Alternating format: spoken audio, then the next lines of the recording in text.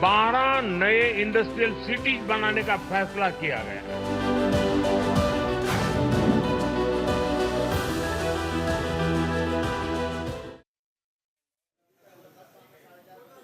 तो अब तक आप देश दुनिया की 50 अहम खबरों से रूबरू हुए। अब वक्त उस बड़ी खबर का है जिसके बारे में भी आपको जानना जरूरी है। अब बात री इन्वेस्टमेंट 2024 समिट की करेंगे।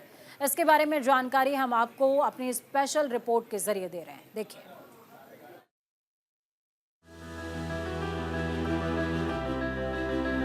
31,000 मेगावाट हाइड्रो पावर जनरेट करने के लिए भी काम कर रहा है।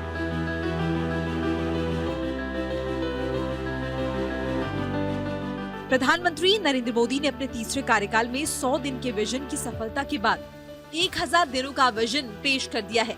गुजरात के गांधीनगर में वैश्विक नवीनीकरण ऊर्जा निवेशक बैठक एवं प्रदर्शनी री इन्वेस्ट 2024 के चौथे संस्करण का उद्घाटन कर 1000 दिनों के विजन की नींव रख दी है। भारत को साल 2047 तक विकसित देश बनाने का जो लक्ष्य तय किया है, ये एक्सपो इसी एक्शन प्लान का हिस्सा है। मोदी सरकार ने अपने तीसरे कार्यकाल के पहले 100 दिनों में ग्रीन एनर्जी से जुड़े कई फैसले लिए, जिसका रिफ्लेक्शन अब दिखाई देने लगा है। बीते 100 डेज में ग्रीन एनर्जी के लिए भी कई बड़े फैसले लिए गए हैं। हमें ऑफशोर विंड एनर्जी प्रोजेक्ट के लिए वायबिलिटी गैप फंडिंग स्कीम की शुरुआत की गई है। इस पर हम 7,000 करोड़ रुपए से ज्यादा खर्च करने जाते हैं। भारत आने वाले समय में 31,000 मेगावाट हाइड्रो पावर जनरेट करने के लिए भी काम कर रहा है। इसके लिए 12,000 करोड़ रुपए से अधिक अप्रूव किए गए। इससे पहले प्रधानमंत्री नरेंद्र मोदी 2047 तक देश को विकसित करने का लक्ष्य पहले ही तय कर चुके हैं और अब 1000 दिन का लक्ष्य देश के सामने रखकर फिर से देश के लोगों को चौंका दिया है। गुजरात के गांधीनगर में चौथी बार मिशन 500 GW से ग्रीन एनर्जी को बढ़ावा देने के लिए पीएम मोदी ने दम भरा है। 2030 तक 500 गीगावाट रिन्यूएबल एनर्जी के टारगेट को अचीव करने के लिए हम एक साथ कई स्तर पर काम कर रहे हैं। हम ग्रीन ट्रांजिशन को पीपल्स मूवमेंट बना रहे हैं। आप सभी को, अभी आपने वीडियो भी देखा, हमारी पीएम सूर्यघर मुफ्त बिजली स्कीम को स्टडी करना चाहिए। ये रूफटॉप सोलर की एक यूनिक स्कीम है। इसके तहत हम रूफटॉप सोलर सेटअप के लिए हर फैमिली को फंड कर रहे हैं, इंस्टॉलेशन में मदद कर रहे हैं।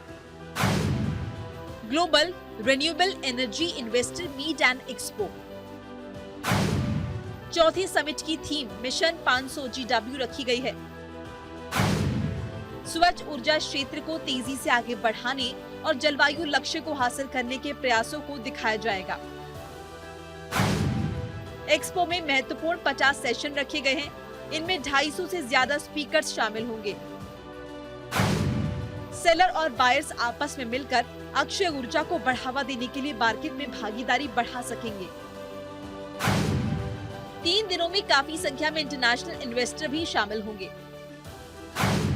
अक्षय ऊर्जा से जुड़े स्टार्टअप और मार्केट में जमी कंपनियों को फंड जुटाने में आसानी होगी। G2B और B2B इंटरैक्शंस भी होंगे। जबकि इस एक्सपो के 2.5 दिन का फोकस फ्यूचर एनर्जी चॉइस और प्रतिभागियों को अक्षय ऊर्जा के विकास के लिए लेटेस्ट ट्रेंड, टेक्नोलॉजी, पॉलिसी पर रहेगा। एक्सपो में एक मुख्यमंत्री का पूर्ण सत्र, एक सीईओ गोलमेज सम्मेलन और विभिन्न देशों और राज्यों के लिए विशिष्ट नवीनीकरण ऊर्जा नवाचारों और अवसरों पर केंद्रित चर्चा शामिल है। महत्वपूर्ण सत्र ऊर्जा परिवर्तन को तेज करने में महिलाओं की भूमिका भी काफी अहम है। साथ ही स्टार्टअप्स के लिए एक प्लेटफॉर्म उपलब्ध कराया जाएगा। पहला समिट फरवरी 2015 में नई दिल्ली में आयोजित हुआ। दूसरा समिट अक्टूबर 2018 में दिल्ली एनसीआर में हुआ। तीसरा समिट नवंबर 2020 में कोविड-19 के चलते वर्चुअली आयोजित किया गया। चौथा समिट 16 से 18 सितंबर तक गुजरात के गांधीनगर में आयोजित हो रहा है। चौथा समिट पिछले 3 समिट की सफलता और अहमियत को बयान कर रहा है। दरअसल प्रधानमंत्री नरेंद्र मोदी अच्छी तरह जानते हैं कि अगर देश को 2047 तक विकसित बनाना है तो ऊर्जा के क्षेत्र में आगे निकलना होगा। इसके बिना भारत के विकसित होने का सपना पूरा नहीं हो सकता है। देश 31,000 मेगावाट हाइड्रो पावर जनरेट करने पर तेजी के साथ काम कर रहा है। इस प्रोजेक्ट के लिए सरकार की ओर से 12,000 करोड़ रुपए अप्रूव किए जा चुके हैं। भारत जानता है 2047 तक डेवलप्ड नेशन बनाने के लिए हमारी रिक्वायरमेंट क्या है, और हम ये भी जानते हैं कि हमारे पास अपने ऑयल और गैस के भंडार नहीं है। हम एनर्जी इंडिपेंडेंट नहीं है, और इसलिए हमने solar power, wind power, nuclear और हाइड्रो पावर के दम पर अपने फ्यूचर को बिल्ड करने का फैसला लिया है। वह केंद्रीय ऊर्जा मंत्री प्रहलाद जोशी ने निवेशकों से भारत में निवेश करने का आग्रह किया। निर्माताओं ने सौर मॉड्यूल में 340 गीगावाट, सौर सेल में 240 गीगावाट, पवन टरबाइन में 22 गीगावाट और इलेक्ट्रोलाइजर में 10 गीगावाट की अतिरिक्त विनिर्माण क्षमता की प्रतिबद्धता जताई है। इस लक्ष्य को पाने के लिए 2030 तक 386 अरब अमेरिकी डॉलर यानी 32.45 लाख करोड़ रुपए खर्च करने होंगे। नॉन फॉसिल पावर को बढ़ावा देकर भारत ग्लोबल वार्मिंग को मात देने की भरपूर कोशिश कर रहा है और अपनी कोशिशों से भारत इसमें काफी हद तक कामयाब भी हुआ है। प्रधानमंत्री नरेंद्र मोदी के मुताबिक इस दिशा में अब तक जितने लक्ष्य बनाए उन्हें तय समय से पहले ही पूरा कर लिया है। ऐसे में उम्मीद है कि इस लक्ष्य को भी भारत तय समय से पहले पालेगा। न्यूज इंडिया के लिए संजीव कुमार की रिपोर्ट।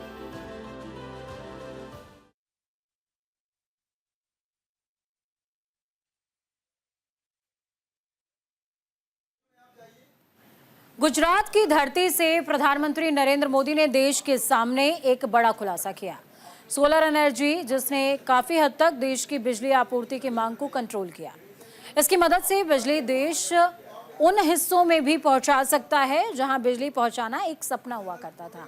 अब इस मुहिम से अयोध्या नगर को भी जोड़ दिया जा रहा है। अयोध्या को सोलर एनर्जी से जोड़कर मोदी सरकार ने नया प्रयास किया। क्या है वो कोशिश, हमारी इस खास रिपोर्ट के जरिए समझिए।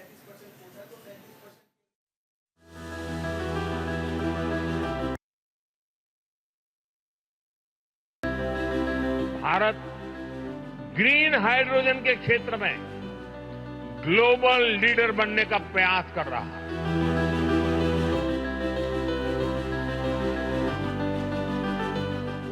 गुजरात के गांधीनगर में प्रधानमंत्री नरेंद्र मोदी ने चौथे वैश्विक अक्षय ऊर्जा निवेशक सम्मेलन और एक्सपो का उद्घाटन करते हुए 8,000 करोड़ रुपए से ज्यादा की विकास परियोजनाओं का उद्घाटन और शिलान्यास किया। इस दौरान पीएम मोदी ने भगवान राम की जन्मभूमि अयोध्या को लेकर भी बड़ा खुलासा किया। भगवान राम की अयोध्या का हर घर दफ्तर सोलर ऊर्जा से चलेगा। इस विजन के तहत सूर्यवंशी भगवान राम की पूरी अयोध्या नगरी को मॉडल सौर शहर के रूप में विकसित किया जाएगा।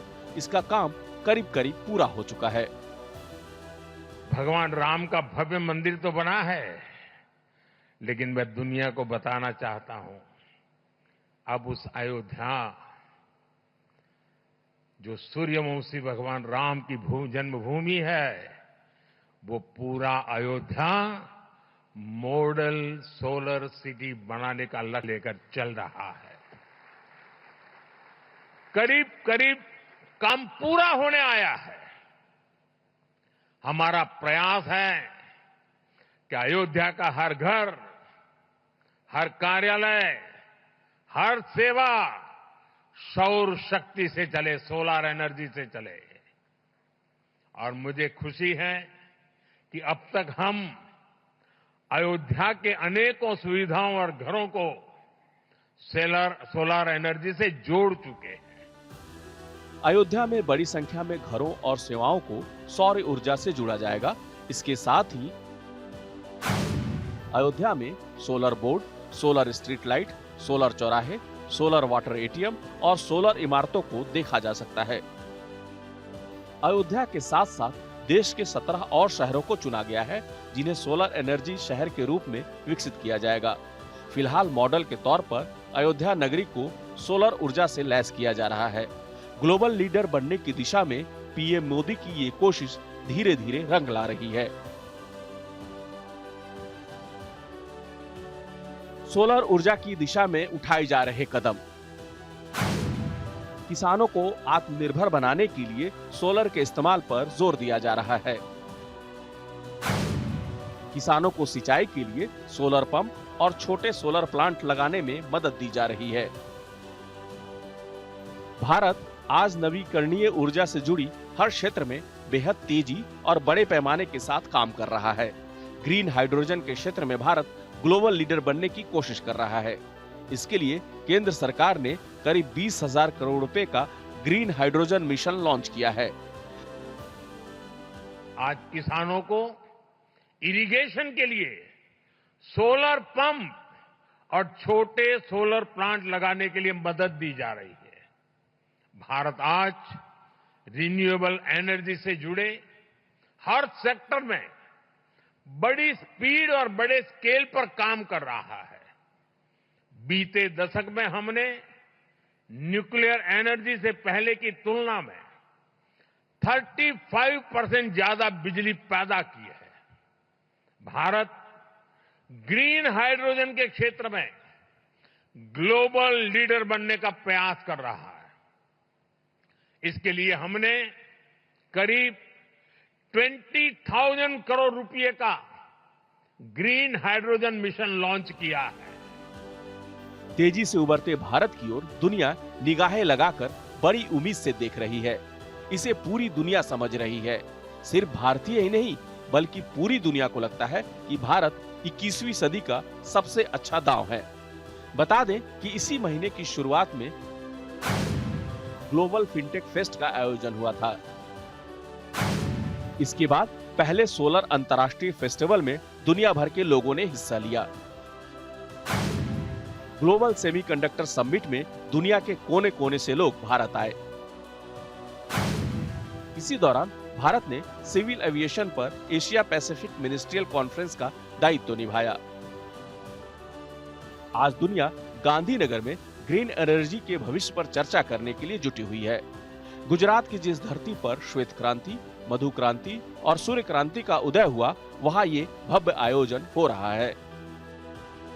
मेरे लिए ये बहुत सुखद संयोग है कि गुजरात की जिस धरती पर श्वेत क्रांति, मिल्क रिवॉल्यूशन का उदय हुआ, जिस धरती पर मधु क्रांति, स्वीट रिवॉल्यूशन, शहद का काम, उसका उदय हुआ, जिस धरती पर सूर्य क्रांति, सोलर रिवॉल्यूशन का उदय हुआ, वहां ये भव्य आयोजन हो रहा है। गुजरात भारत का वो राज्य है जिसने भारत में सबसे पहले अपनी सोलर पावर पॉलिसी बनाई थी। बता दें कि पहली बार री इन्वेस्ट समिट का आयोजन दिल्ली से बाहर हो रहा है और इसके लिए गुजरात की धरती को चुना गया है। ऐसे में ये सवाल उठता है कि आखिर मोदी सरकार ने इसके आयोजन के लिए गुजरात को ही क्यों चुना? तो इसके पीछे एक बड़ी वजह है। दरअसल गुजरात देश का सबसे पहले सोलर पावर नीति बनाने वाला राज्य है। इतना ही नहीं, दुनिया में क्लाइमेट के लिए अलग से मंत्रालय बनाने में भी गुजरात बहुत आगे है। जिस समय देश में सोलर पावर की चर्चा भी नहीं थी, उस वक्त गुजरात में सैकड़ों मेगावाट के सोलर प्लांट लग रहे थे। शायद इसलिए पीएम मोदी ने इस री इन्वेस्ट समिट 2024 के आयोजन के लिए गुजरात को चुना है। गांधीनगर में इस कार्यक्रम की मेजबानी ministry of new and renewable energy की ओर से की जा रही है। वही कार्यक्रम के समापन के दिन यानी 18 सितंबर को देश के उपराष्ट्रपति जगदीप धनखड़ मौजूद होंगे। इस कार्यक्रम में सरकार के साथ साथ इंडस्ट्री और फाइनेंशियल सेक्टर से जुड़े 10,000 से ज्यादा लोगों के शामिल होने की उम्मीद है। तेजी से विकास के पथ पर आगे बढ़ता भारत पीछे मुड़कर देखने में यकीन नहीं करता है। इसके बदले में वो एक लक्ष्य पूरा होने के बाद नया लक्ष्य बनाकर आगे बढ़ता है।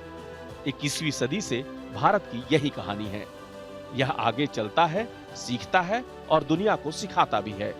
इसलिए भारत की छवि दुनिया में तेजी से बदली है और उम्मीद है कि आने वाले वक्त में भी भारत अपनी ये लय बरकरार रखेगा। न्यूज इंडिया के लिए संजीव कुमार की रिपोर्ट।